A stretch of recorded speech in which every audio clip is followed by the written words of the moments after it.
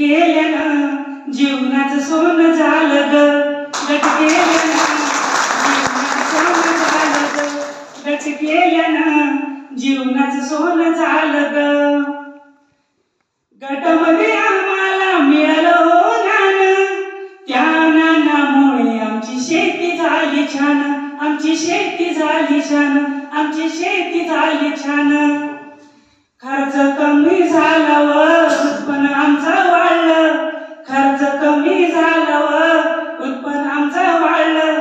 ताई तू गट केला ग माझी ताई, ताई तू गट केला ग, गट केल्यानं जीवनाचं सोनं झालं ग, गट केल्यानं जीवनाचं सोनं झालं ग, गट केल्यानं जीवनाचं सोनं झालं ग. धन्यवाद.